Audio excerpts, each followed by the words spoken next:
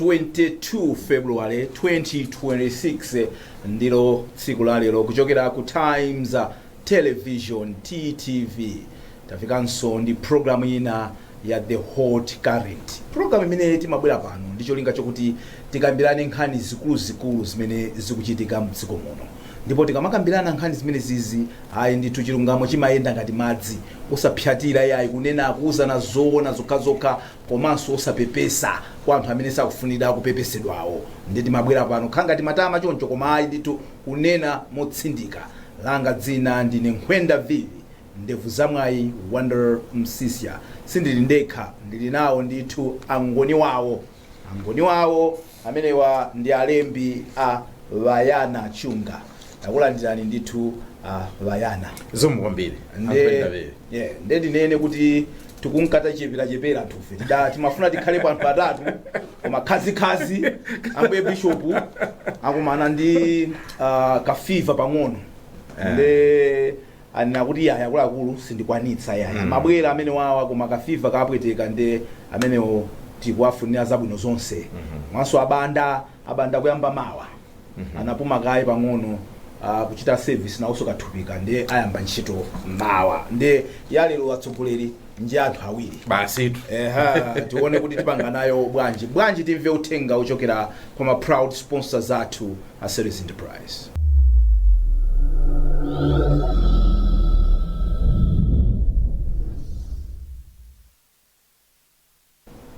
Utenga ochokera kwa Series Enterprise proud sponsors athu amene amagulitsa katundu wa stationery komanso electronics ndipo mutha kuwapeza kuzomba komanso kulilongwe. Ngoni wawo nkhani zathu ndi zitatu mzulo buno. Yoyamba ndi nkhani ya pension. Pension ndi ndalama imene munthu kamagwira ntchito amakudula. Akakudula amayi amakudulako pang'ono koma umugwirako ntchitoko amayikako soyina. Nde ukamaliza kugwira ntchito zija imeneyo ndi imene umagwirizana kuti muitenga bwanji ndalama imeneyoyo kuti ikakuthandize. Nde imene tikukamba pano njaboma imene ija imakhala ku Public Service Pension Trust Fund. Chidzina auti PSPTF. Kumene koko nde kuti amene amanzathu kugwira ntchito mbomamo ma pension awo amakhala kumene ku fund imeneyi. Nde kumene kulizochitika zina zokhuza pension fund imeneyi. Nde timafuna tiunike kuti kodi anthu azikhala ndi nkhawa kuti ndalama imene ndakhala ndikuyidikirira zaka 30 kaya kuona kumapanga pension mukafika zaka zingati ikoza kukhala pa chiopsezo ziganizo zimene amapanga amene amayendesa fund amene wawa kudatha kuyika ndalama imene pa chiopsezo kapena china chilichonse chili bwino. Yoyamba ndi imeneyoyo. Yachiwiri ndi nkhani yokhuza chipani cha Congress. Kodi chigonjereni chisankho cha pa September 16 chaka chatha. Tsogolo la chipani chimenechi ndilotani. Ndetufuna tiunguze nkhani zimozimozi kuphazikizapo ya nyuwani pamene kusankhidwa membala ena anyuwani zolankhula zili mbwe. Kodi kumeneko chikuchitika nchani tufuna tiunike chipani cha Congress post the election ya pa September 16 2025. Nkhani yathu yotsiriza ndiyo kuti president wa dziko lino Professor APM adapereka executive order tipezera chichewa chake. Executive order yonena kuti anthu amene agwira ntchito mu zipatala za boma amene wawo asamakhale ndi zipatala zawo asamakhalenso ndi nyumba zogulitsa mankhwala ma pharmacies. Nde nkhani imeneyo yausa mapiri pachigwa chifukwa anthu amene agwira ntchito zimene ziza kuti mwakondera zokhala bwanji zikutere. Nde tufuna timvesese kuti timvesesane bwanji kodi cholingacho ndi chotani tingapange bwanji kuti tiyendere limodzi. Ngoni wawo nkhani zathu ndi zimenezo. Now tinene apa kuti pamene tukambirana nkhani nkuti banki yayikulu mdziko muno Reserve atusa chikalata chawo chimene tiyambire kuchiunika nkhani chimenecho. Tikachiunika chimenecho tuuzane mbuyo mokuti kuti tinafika bwanji pamene popo. Tiyambe mwina ndinuyo kuti kodi banki yayikulu kumene kuli munthu wanyu wanu brand new Reserve Bank Governor kumene koko George Patrick akuti chani. George Patrick anatulusa kalata pa 20 February 2026 cham'madzulo choncho. Pamene kalatayi ungoyiwerenga nthumansangasanga analembera kwa wapampando wa bungwe lijamanena lija la Public Service Pension Trust Fund. Ndipo kalata yawo inali yowauza za nkhani yakugula hotelo yotchedwa Marales mzinda wa Blantyre kugwisa ntchito ndalama za thumba limeneli la Public Service Pension Fund.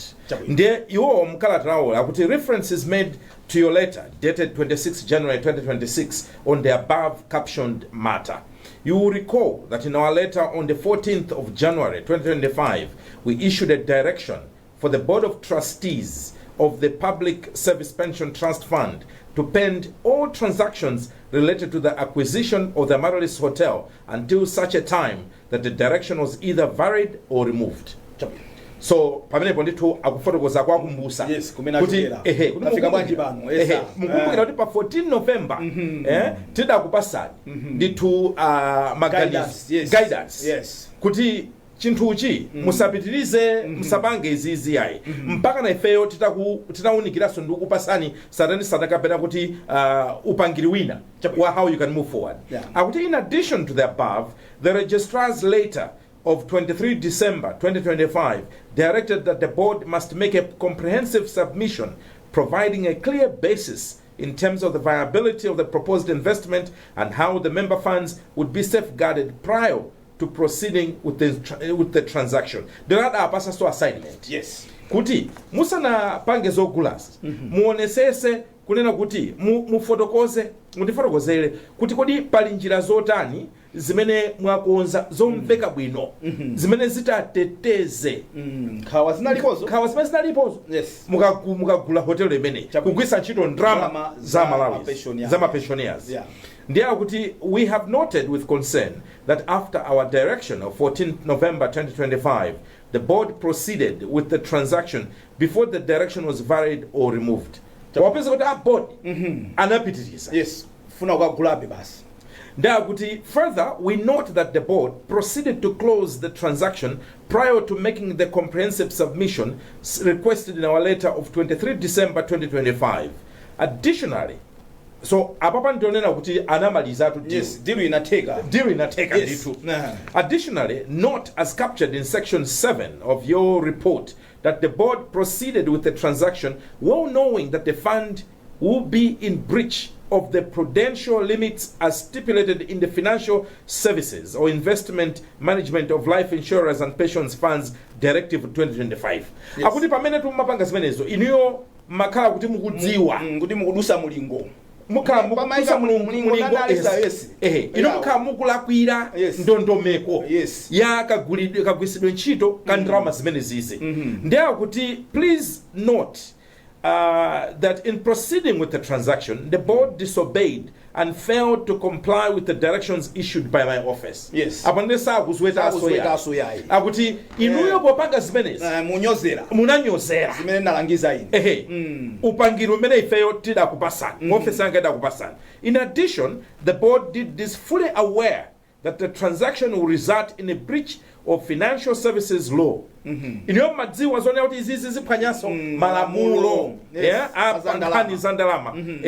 Akuti pursuant to sections 39 and 75 of the Financial Services Act, the board must submit to my office within 7 days of this letter reasons why I should not impose administrative penalties on the trustees. Yes. Ndiye kuti sikuti akunena kuti asimudalakwe anena kuti munalakwisa ndiuze ndi chifukwa chokuti ino nsakulipirise ndi chindapusa mu masiku asanu ndi awiri mukhale mutafotokoza zifukwa zonena kuti ineyo mu ofesi yanga popasidwa ndi mphamvu ya malamulo akendesedwa nkhani za chuma ndi nkhani zimenezi kuti sakupaseni chibalo osati ngati fund yayi koma ino ngati mas trustees pamenepo ndi pali nkhani tiafotokozera Malawi kuti governor lai kapena registrar of financial institutions yes also the governor yes akamakhala kuti akunena kuti niyo abodi munalakwisa ndiye ndikupeza ni olakwa ndiye administrative fine tingwerekeza nonse mpereka 20 million ndiye timakhala kunena kuti ndi payekha munthuyo amene ali body osati kuti pension fund ayi ndithu ndiye kuti meanwhile we also demand the sale agreement to be rescinded. Yes.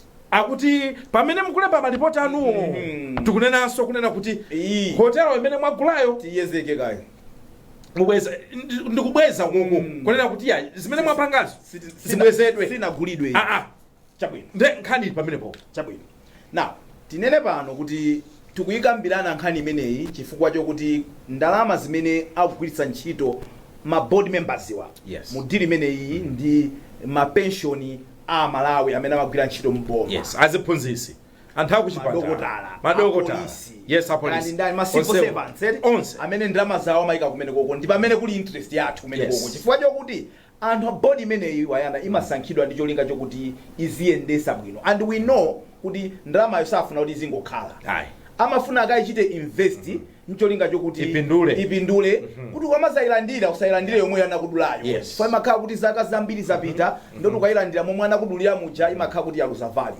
so to see kuti ndalama ya pension akuipanga invest ndi imene zimayenera kukhalira koma ziganizo zimenezozo zimayenera kuti zipangidwa atawunikiridwa zonse now chimene ndikufuna ndifunse wayana kwa iweyo ndicho kuti tinafika bwanji pokuti awa kulemba kalata kachikena kwa anthu okuti adauzidwa nkhani yomweyi fa mukayiwerenga kalata yakwauza kuti tidakuuzani mu November nkhani ngati yomweyi kodi ku board kumene kwa pension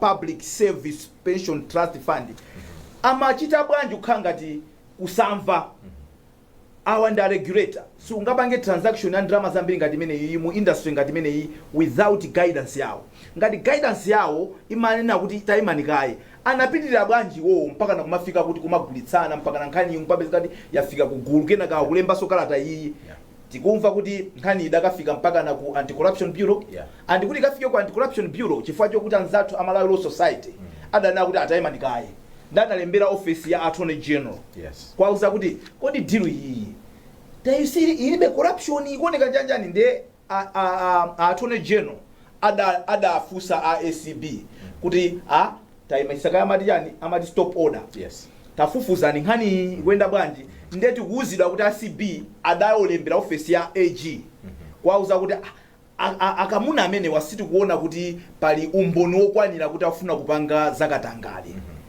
komano panopa kuafusaso ACB akuti kunena choncho sisi kutanthauza kuti timanena kuti go ahead and say timangonena kuti anthu oti sisi tikuzoona zakatangale at that particular stage what is happening here no komatu nkhani tikukamba apa zinza ndalama ACB amaona mbali yawo yokhuzana ndi zakatangale so tiyambe tisiyanise zinthu mzigawo ziwiri chigawo choyamba ndi the financial prudence imene tinene kuti nzeru kapena ukadaulo pakagwiritsidwe ntchito ka ndalama maka pamene mufuna kupanga ma investment kugwiritsa ntchito ndalama zimene za pension fund mbali imene yoyo amayenera kuti amvere awawa a reserve bank chifukwa awawa ndi ma technocrats ndi ngati kuti ndi ma experts iwowa amayenera kuti amvere ukadaulo umenewo ambali nayi anti-corruption bureau mbali yawo inali yongoonikira mphekesera zimene zimamveka kapena kuti nkhawa zimene anthu ena kuphatikizaponso bungwe la Malawi Law Society lidakamba apo kunena kuti kumapena pake kukhala ngati zikuyikisa zimene zikuyendera andi madziwa nkhani yakatangale imavuta nthawi zina umboni ndinene ichi kumalawi kuti nthawi zina anthu wamatha kunena kuti wakuti is corrupt koma kuti uchite provide evidence wapezeka kuti ndovuta nde umapezeka kuti anti-corruption bureau aja they cannot work on speculation amachita work based on evidence and iwo ngati kuti anapezeka kuti evidence alibe amayenera kungonena uzonena kuti Attorney General tafufuza ife sinapezepo zakatangale now we should know kunena kuti kulephera ACB kupezapo umboni kuti zinthu zopanizi chinyengo does not mean kuti chinyengo sichinachitike ndingati akulephera uchipeza no ndisatha kufufuza atu chinyengo zimatha kutheka kunena kuti mwina umboni sunapezeke kapena iwo amene ndi amene azipeza umboni wono kuti chief how can you send anthu akaswiri wogwira zakatangale ndakapeza kuti palibe koma ife tizina kuti koma zikhoza kukhalabe kuti ilipobe no zimenezo zimachitika ndi 200 ndesatha kugwira wakatangale koma no mukacheza you understand what I'm just challenging you kuti then how can we all pin every gleam of hope kuti these guys the ACB it's part of hotel remene tukuyikamba I think makaso Minister of Finance I think anamawanga story and adangotenga khanga dadiveti iwasejisiye chimenecho basi tizingokambirana nano nkhani so anti-corruption bureau Africa ifeti madalira kuti kuti pali fungo lakatangale iwo akapita amakagwira koma ndionera kuti nawonso ndi anthu nawonso andizo foka zawo and by that I'm not saying kunena kuti they are failure no koma amakhani ma limitations osiyana taonapo ifeyo nkhani zoona kuti alise kumati koma nkhani injofuta koma even at anti-corruption bureau amatha kukhala ndi ma limitations ena amene sangathe kunena kugulu. So in this case ananena kwa attorney general kuti ifeyo mbali yathu tikuona kuti palibe zachinyengo. Koma what I'm saying is anti-corruption bureau akanena message, it does not mean ifeyo as a country kuti basi tizingogona nkunena kuti ACP anena kuti zonse zili bwino. For example, ACP samakafufuza kwenikweni zokhuzana ndi nkhani ya ndalama. What I wanted to ask you uli compound pokuti ukamaimva nkhani imeneyi kwambiri tikungoona ma processes.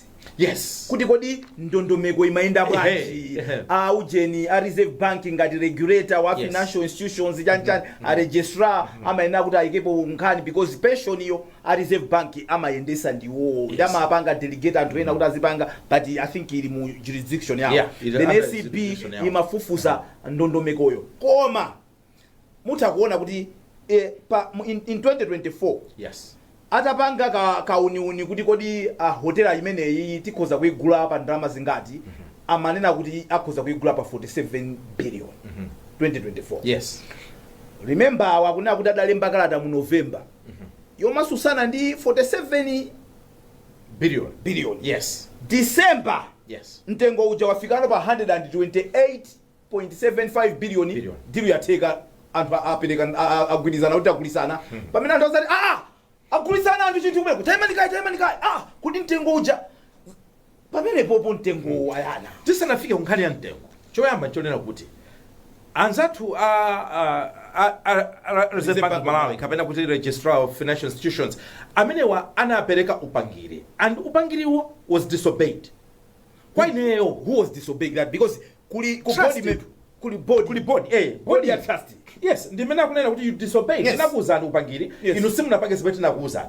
Now for me even atakhala ACB amene atachite find out kunena kuti why did they disobey advice from the financial regulator kapena kuti from upangiri wochokera kwa regulator amene ali Reserve Bank governor atapereka that advice ndi chifukwa chani awawa anachita disobey because that is also a cause for questioning. Kuna utimakosa na board, we want an audience with you. Taforo kozana.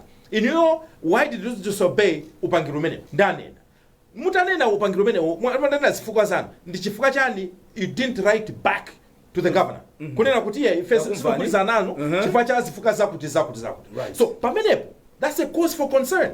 Chifuka, are we saying kuta bodiwa, they are operating without powers of control above them? Are they not accountable? If they were operating without powers, why were they seeking guidance from Reserve Bank? It means kuti pauka sanga yambe dilu imene ikuyamba mpaka they are not supposed to nchifukwa chake apeza ulakwa. Exactly. Nchifukwa yake akuapanga awauza kuti 7 days. So ena body ina imatakhala yokula mtima kuna ngati kuti I fail because we are an advisory body, we are a high student, so we can go ahead like kungofusa mwachani mongo kwanisa lamulo mukuziwa kale chiganizo mapanga kali pamene pali nkhawa yathu kunena kuti inu amene muli mabodi you have no power above the powers that you have been given.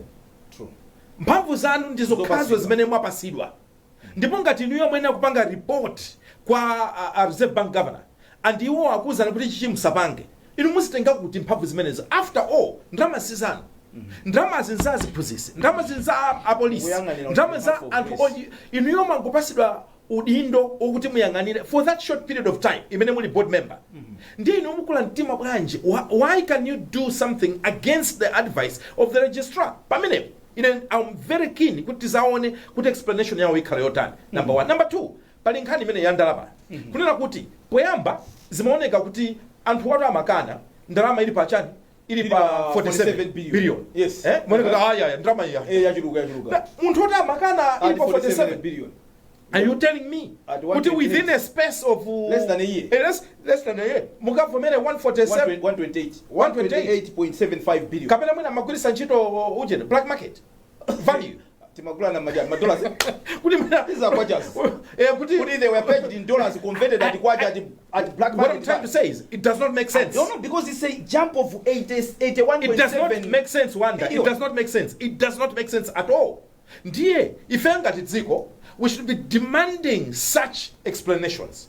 ndipo wina aliyense amene ali mudindo azizozonera kuti at the end of the day pamakhala siku limene aina kupanga explain ma decisions awo. Ziganizo zimene amapanga ali mu office ndi ziganizo zimene they should be able to stand face the camera, face the Malawian people, ene yake amapensioniwa ndikuwauza kuti napanga izi faja zakuti. You can't just wake up and make decisions like that. You can't. Wayana ukamayiona deal imene iyi andikuyesesa kuti ndikhale mbali ya kaya ndi bodiyo koma kuyiona bwanji deal imene. Bodiyo ndionena kuti nangasi makhoti akuno timanena kuti yayi until proven guilty koma na posatira ndondomeko yakaendesedwe ka ndrama zimenezi potengera ro kapena kuti upangiri umene a Reserve Bank governor anakupasana inuyo ndolakwa. Sizochita so sizochita inuyo ndolakwa ngati board koma mukupasidwa mwayi kuti mufotokoze zifukwa within that 7-day period zifukwa zimene mudapangira zimenezo. Now nkhani imene iyi Wayana ita pano pati kukamba za fund imene iyi pension fund imene iyi komano ine I can tell you kuti ma procurement aboma ambiri because this was a procurement process. It is. We're trying to procure a hotel. So anthu number 1 ene yake ama pensioniwa akhale ndi kukhulupirira kotani kuti they are safe. Komanso tingaphunzire chani zizi kwinanso kumene kumachitika zinthu ngati zimene zizi kuti anthu amene anangosankhidwa kuti aziyang'anira m'malo mwa Malawi akupanga ziganizo zosakomera ene yake a chinthucho komano they get away with it. Ndipo ineyo ndinene kuti pena pake umachita so kumanena kuti koma ine ndrama zake zinakhala kuti zili kumeneko sindakadikiraso bodi ndakavuta kwambiri koma nthawi zina m'Malawi nthawi zinaso tinene apa kuti timagona ndifa anthu amatha kumatipangira so ziganizo zimene zisali zoyenera because for me ndimaona ngati kuti anazayankhula a Malawi Congress of Trade Unions. Yes. But just a little late. Yes. If you ask me. Yes. Amina jamene so khala kuti akhale pa so voko Yes. kunena kuti kuli ndrama zathu mukuti chani chuchitika ndi chani. We're demanding explanations and answers. Yes. So nthawi zina Malawi timaphwekesa ndifake zinthu zimatha kumadodedwa pamaso pathu ife tilipo kumaonerera. So let's wake up and react within reasonable boundaries. Within reasonable boundaries of the law. Pa zinthu zimene ife tikuona ngati nzokayikisa. Komanso ma board members adziwe zonena kuti maka awaku are greater anena kuti yeah tokupasani 7 days kuti munene zifukwa zoti sakupaseni penalty. Ine muona ngati kuti ngati mwapeza kuti ndolakwa. Bwanji awawa akhale sample. Anthu ngati atitengere maphunziro kuti mabodi tidziwe zonati ziganizo zimene zakhale zoti zopoyira zosakhala bwino. You pay as an individual for them. Madziwa zonena kuti nakumanapo ndi anthu ena ku America amene anachita kunena kuti timafuna takhala mbodi iyi koma iyi nkhani ya liabilities so we can't.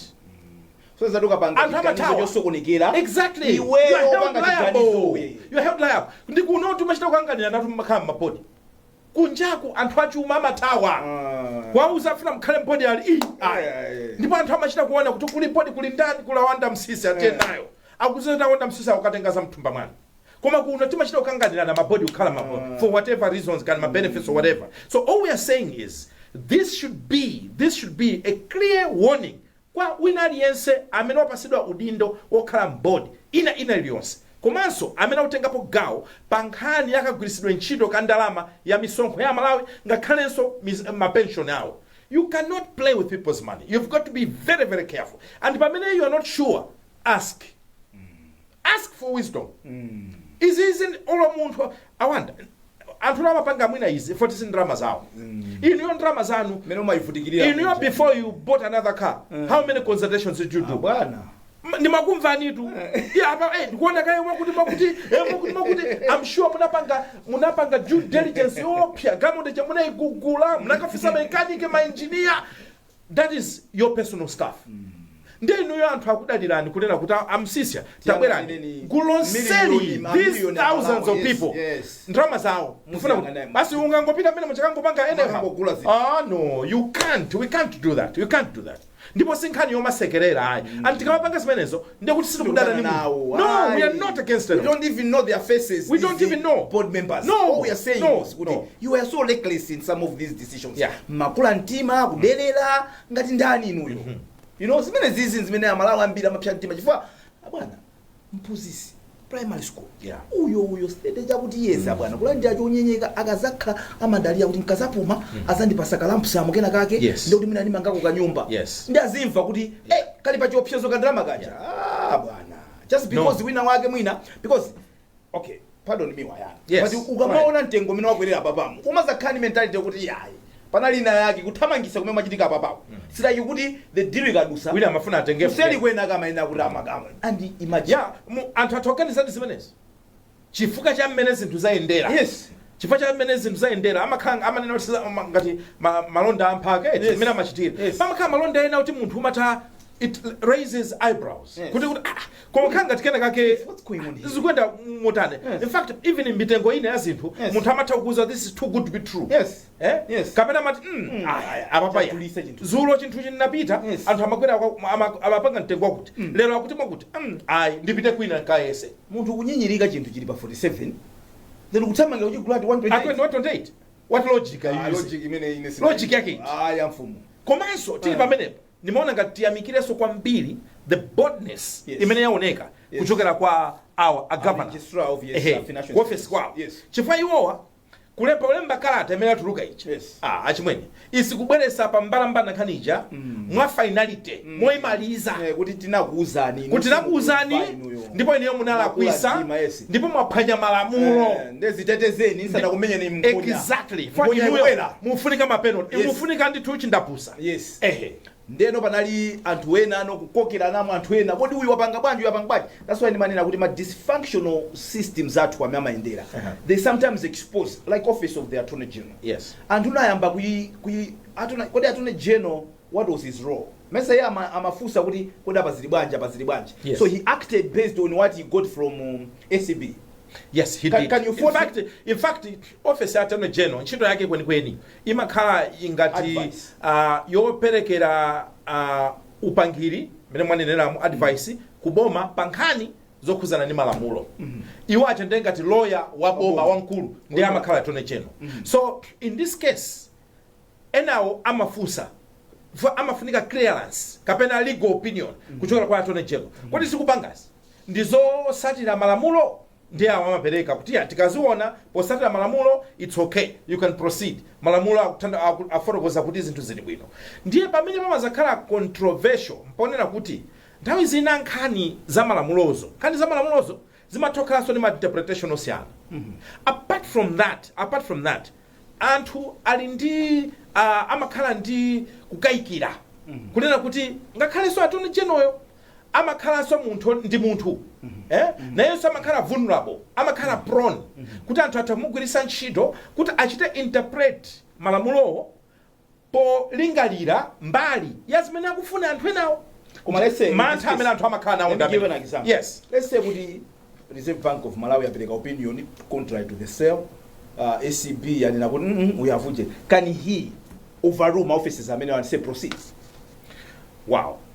Kwa ineyo ndikuona ngati kuti atakusiyana in terms of interpretation of the law koma awawa ngati nanena kale in terms of regulation akuchita fall under ndani akuchita fall under the governor.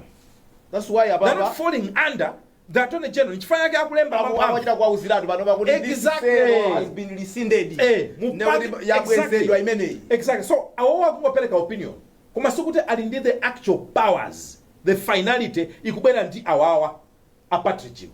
So pamene ndikuona kuti pali koma mwina tipereke so upangiri ku office ya attorney general kunena kuti and it's not only this time around ngakhale mbuyo anthu amakhala akukamba zinthu zambiri zokhuza ndi office imene ya attorney general kwathu nkupempha kunena kuti if you are sitting in that position make sure kuti zochita zanu zizikhala always above reproach. That's what we can advise. Kuti nthawi zonse chonde musamapereke mwayi kuti anthu azikhala ndi mafunso kapena nkhawa about your office. Chifukwa monga ena ananenera ngati office ya attorney general itakhala kunena kuti yawola yavunda ndipo uvuta kwambiri kuti muthane ndi nkhani zakatangale muthane ndi nkhani zaziphuphu ndi zina zoterozo mboma. So it's a very central office. So kupempha kwathu nkunena kuti please attorney general yesesani kunena kuti at all times zinthu zanu zizikhala zokuti mukupanga madongosolo mosatira malamulo ndipo mukuzisiya pa mbalambanda osabisaso ayi chamwina upangiro wathu ukhale umenewo. mukuonera hot current lero la mulungu pa 22 February 2026 tikulowa muno kuti game ya Arsenal ndi Spurs ikuyamba kaya pano ili bwanji meti mazalo waso nkuti Liverpool itangochinya chigoli mpira ukutha kwa ino amene makonda mpira manthu amanena kuti timazunza amapiti kumapita kukaonera mipira kubwerera kuzaonera hot current ndeti ziyesesabe kumapasanibe tima update ngati mwasankha kukhala ndife throughout. Timve uthenga uchokera kwa Series Enterprise tibwerere ndi nkhani zina.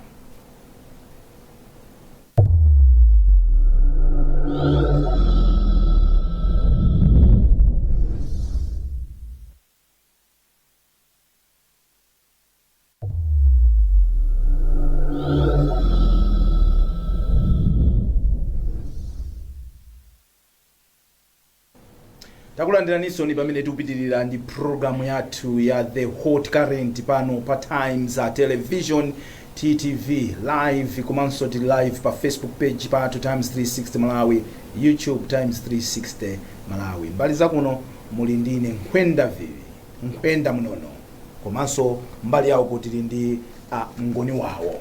Mngoni wawo chiponyereni chisankho cha pa 16 September 2024 ndekuti pano myezi 4. Yes. Akongolesi ali ku opposition. Yes. Ena sankafuna mpang'ono pomwe, ena ankaseka, ena ankaona ngati sizingatheke koma ndithu zidachitika ali ku opposition. Na kumene kukuoneka kuti za utsogoleri zayambako as expected. Yes. Pani chikakhala kuti chinali mboma chikapita ku opposition pamene maona kuti kuti anthu amakhanga tamagwirizana chifukwa panali keke. Ndi keke jachoka anthu amayamba kulumana. So ukuku akuoneka kuti anthu akukangana za usogoleri. Kuli manong'onong'o ndithu zokhuzana ndi za usogoleri. Mukudabwa?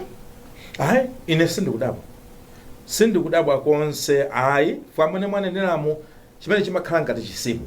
Mukumbukira DPP itachoka mboma. Yes. Yeah? 2020 manager. Yes. Mapita ku 2021 iko. Koma nthawi manager tinaona ndipo DPP they went through a lot. Yes.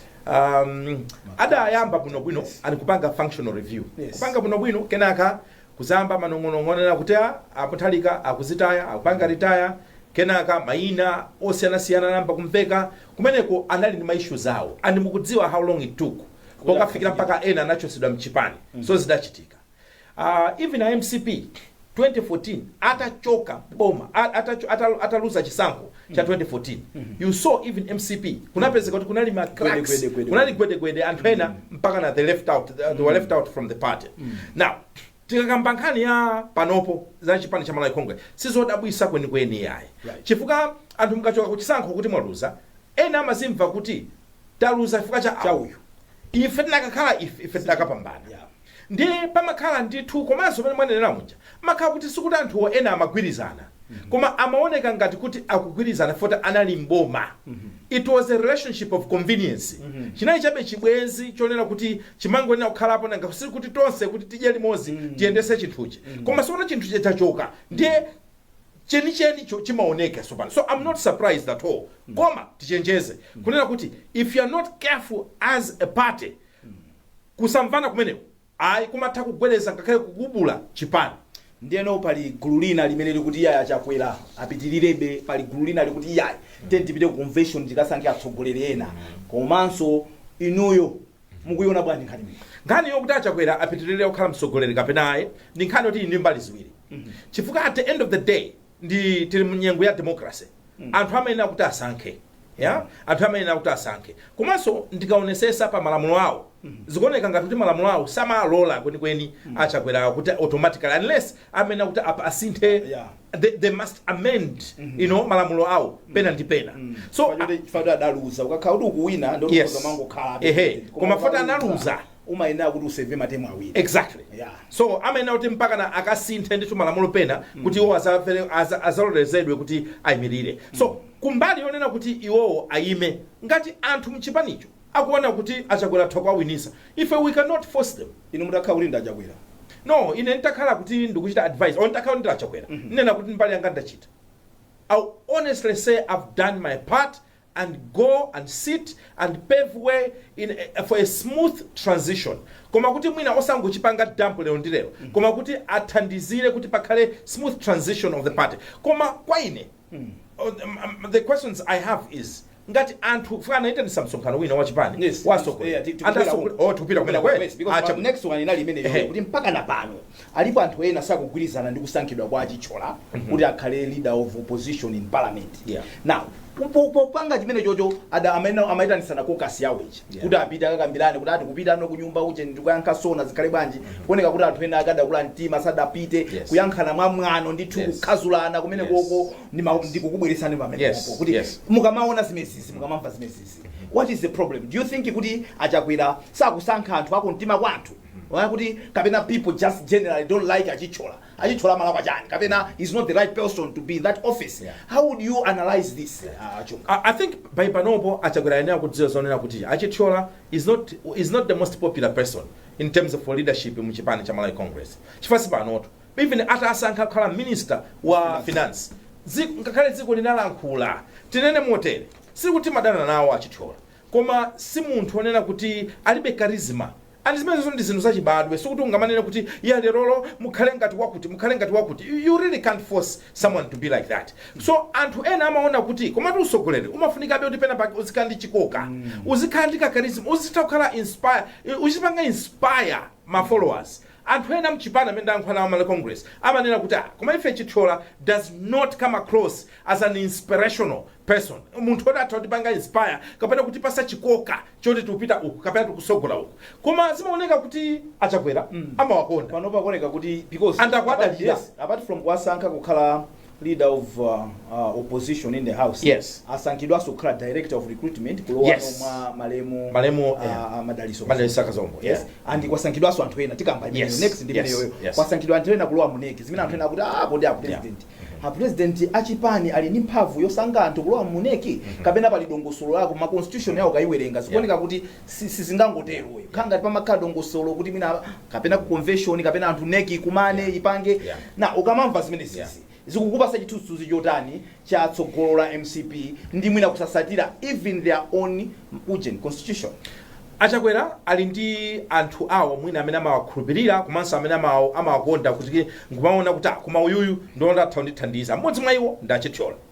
Koma our advice kwa Achakwera ndi ku chipani cha Malawi Congress nchonena kuti at the end of the day it's not who you like, it's who the majority want. The democracy iniyo mtamanena kuti achichola mkwafuna mutakwafuna ndi palibe chokulesana koma ngati anthu majority sakuwafuna mudzazonera kuti mtunda umenewo mukankha galimoti kuchitunda exactly simupita kusogolo so tipereke ntitumalangizo amenewo komanso tinene zoona kunena kuti at the end of the day chimene chitamangirire kapena kumasula chine chilichonse ndachakwera amene kuti kodi does he want to maintain power or kapena afuna kupanga relinquish power. Chifanga tafuna kupanga hold on to power, is this a tactic?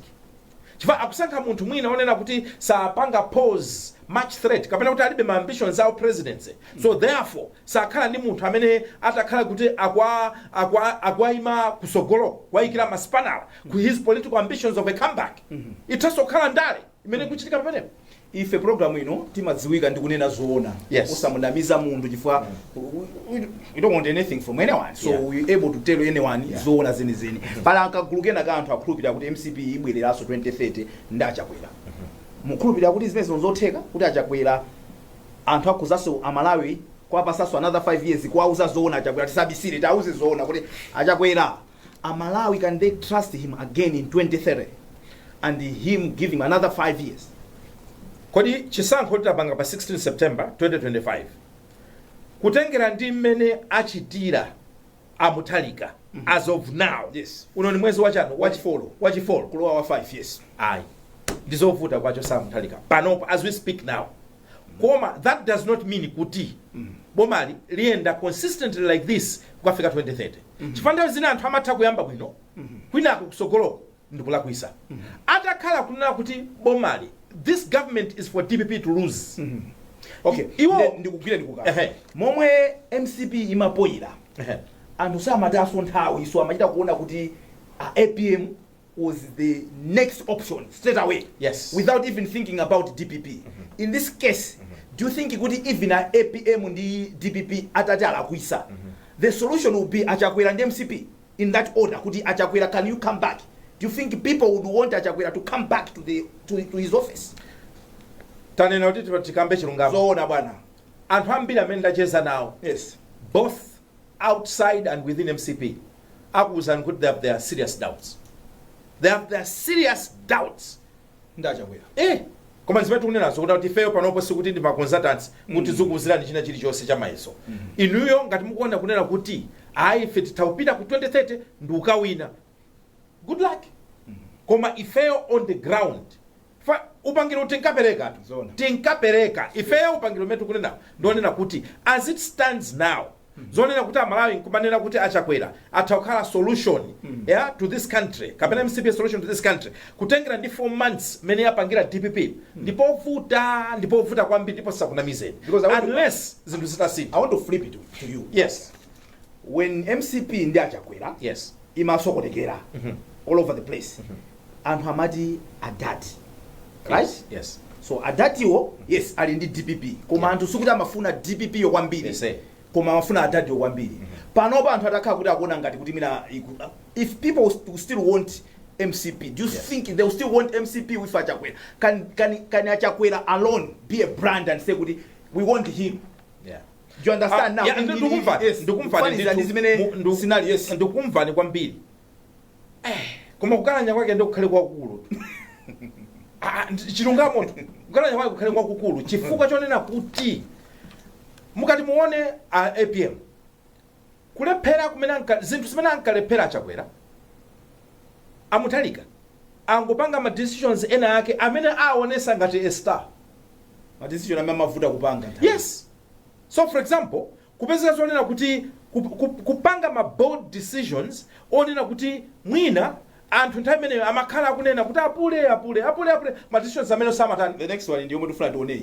Ndimene mafuna kunena executive order. Executive order. One of my decisions that he has made. Yes. Now we'll discuss it immediately after this one. Yes. Yeah. So muona kunena kuti he has been able to make very difficult decisions. Zimene anthu amanena kuti kumatoa Achakwera zankatani ankalephera. They're not talking about Malawi Congress Party.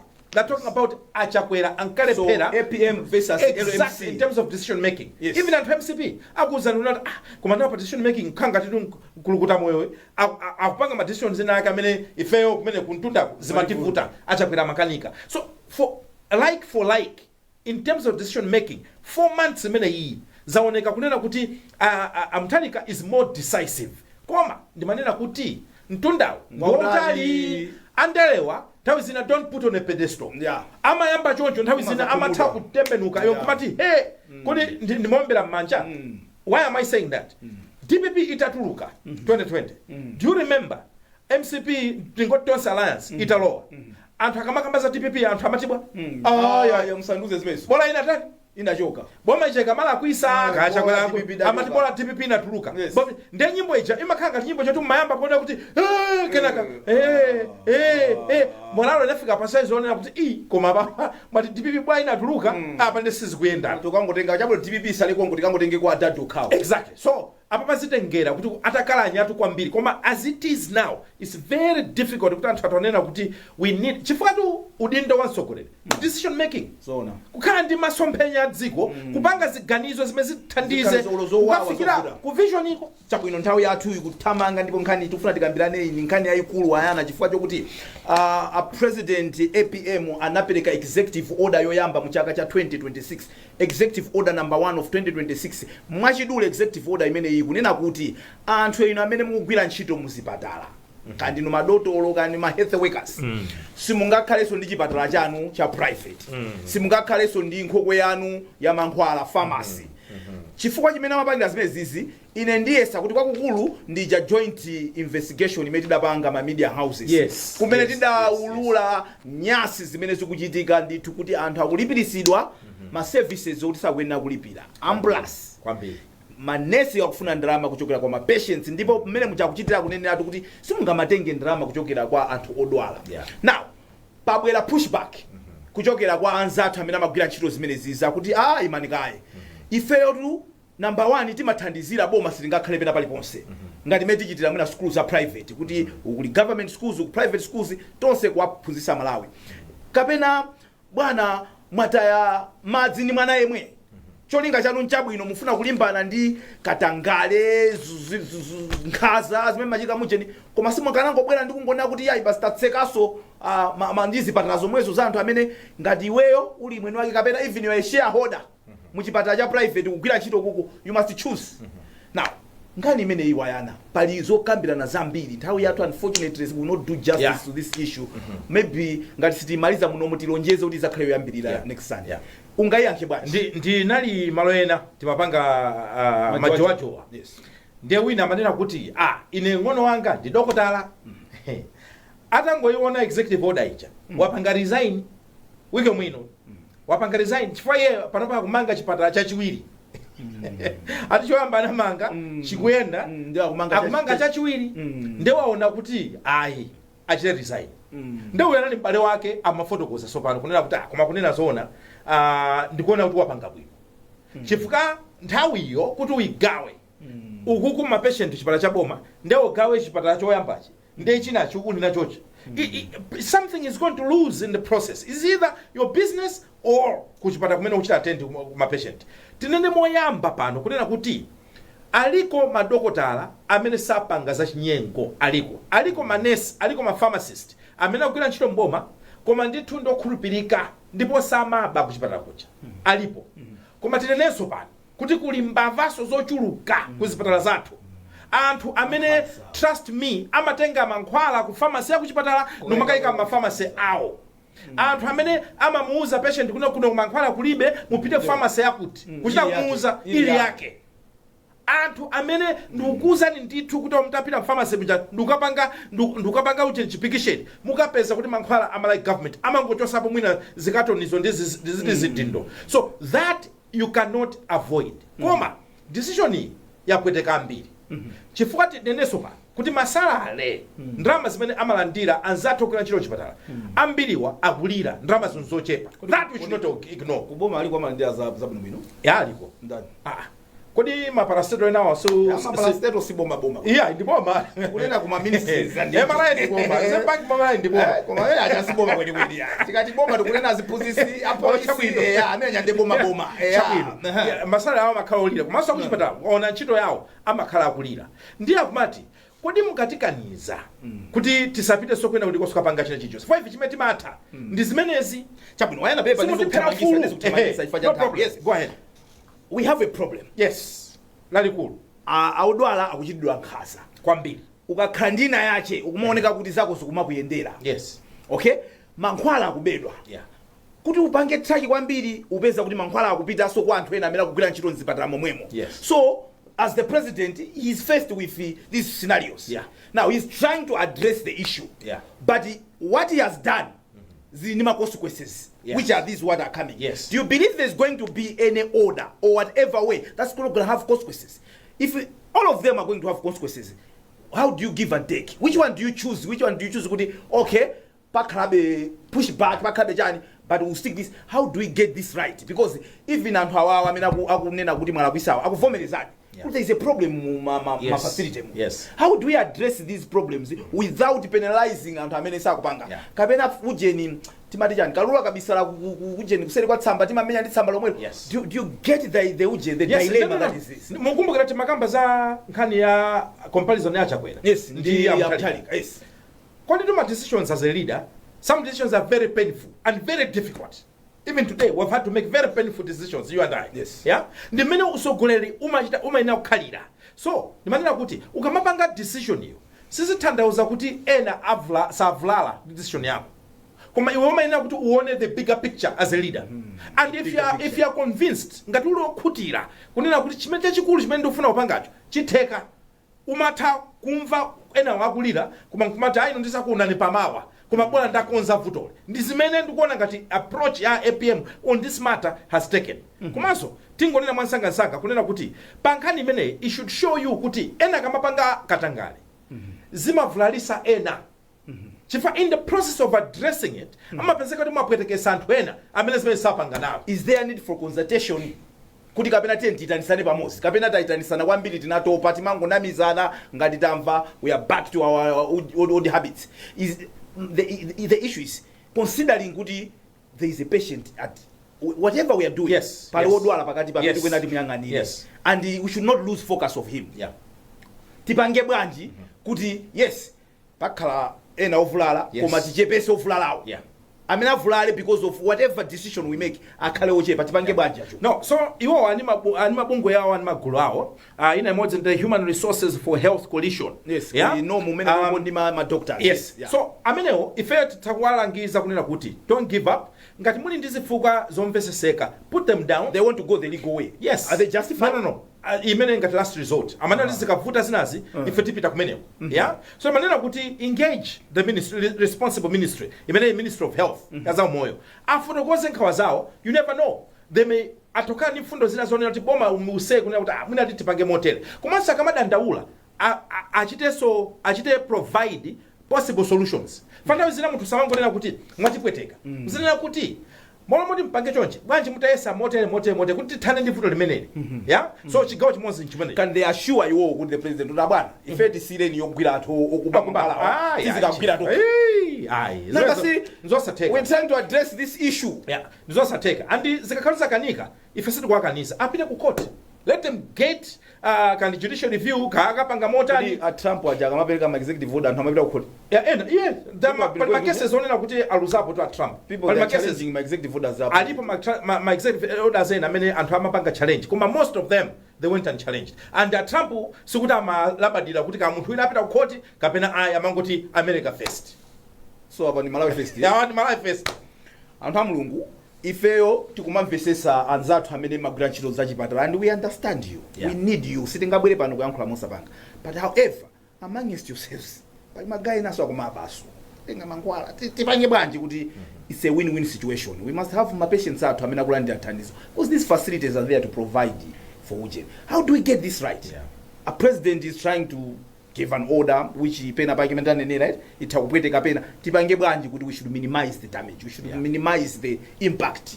Imafika pena arundi brace yourself for impact. Exactly. Timakhala kuchiri kwa mipaka. Exactly. Kuti apa palibe chimene ngapanga kwa tika header. Koma tisakavulale tikamaka header. Tisire bwanji pamene kwaya. Pamene popo ndithu kuti madokotala iye timakukondani pitizana kugwira ntchito yabwino. Unfortunately muli mbava mkati mwanumo zimene zikuonongesa zinthu zonsezi kuti nonse muzioneka ngati kuti somba zawola. Hayi koma tikonza imene tikonza tisire pamene popo ndithokoza ngoni wawo Bayana Chunga amene naye msiku lalero mmene mwatipeza anthu awiri nkuti tizilandira ambuye bishop pena pake nthupi mwasinasina tauza ti yayi sikuti munthu pa TV ndi live. This is a live program, so ngamabwera apa maoneka kunyinyirika komanso banda aya mapumula pang'ono amene akubwerera lolemba. Ine ndine nkhwenda vili timalinyadira atu limene timafika pa nkhwenda mnono. Wonder Msiska ndevu zamwaye makoma nonse and goodbye.